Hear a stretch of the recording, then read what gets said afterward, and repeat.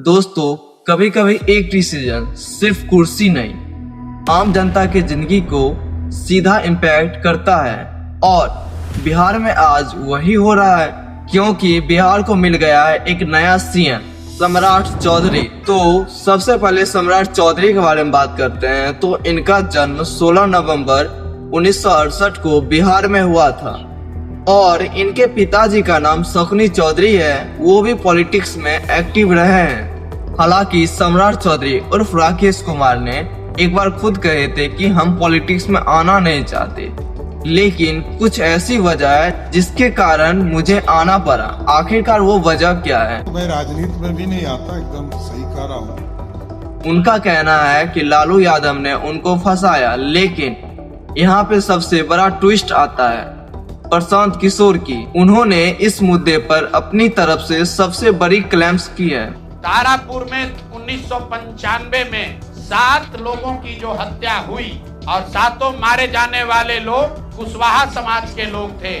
7 लोगों की जिनकी हत्या के ये अभियुक्त हैं, आरोप नहीं है, मैं शब्द बहुत समझ के बोल रहा हूँ।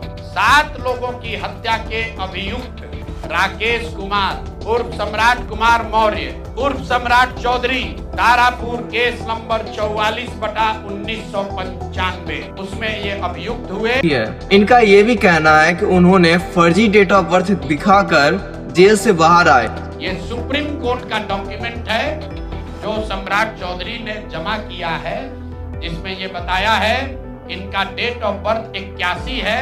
उसके हिसाब से 95 में चीफ जुडिशियल मजिस्ट्रेट ने नाबालिग होने के नाम पर इनको वहां से राहत। और इनके एजुकेशन क्वालिफिकेशन पे भी सवाल उठाए जा रहे हैं। सम्राट चौधरी जी अब मुख्यमंत्री बन गए हैं, तो कम से कम अब उनको ये बता देना चाहिए कि वो 10वां पास किए हैं कि नहीं किए हैं, और किए हैं तो किस साल किए हैं। कम से कम अब तो बता दो भाई। तो सबसे बड़ा सवाल आम जनता के लिए क्या बदलने जा रहा है, क्योंकि जनता को ना तो कंट्रोवर्सी से मतलब है, ना ही पॉलिटिकल डिबेट से, क्योंकि जनता को सिर्फ रिजल्ट चाहिए। और बिहार की जनता के दिमाग में कुछ सवाल है। क्या बेरोजगारी कम होगी?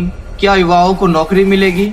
और बात सिर्फ युवाओं की नहीं है, बिहार के किसान भी कई चैलेंजेस को फेस कर रहे हैं। कभी फसल का सही दाम नहीं मिलता, तो कभी मौसम सब कुछ बर्बाद कर देता है। दिन रात मेहनत करने के बाद भी मुनाफा नहीं, सिर्फ गुजारा होता है। और सबसे बड़ा सवाल, क्या किसानों को उनकी फसल का सही दाम मिलेगा? क्या इरिगेशन और बिजली का प्रॉब्लम सॉल्व होगी? क्या बीच में आने वाले दलालों का सिस्टम कम होगा? क्योंकि जब तक किसान स्ट्रांग नहीं होंगे, बिहार का डेवलपमेंट अधूरा रहेगा। इसीलिए अब सिर्फ अनाउंसमेंट नहीं, ग्राउंड पर काम चाहिए। आपको क्या लगता है? कमेंट में जरूर बताइए। तब तक के लिए जय हिंद, जय भारत।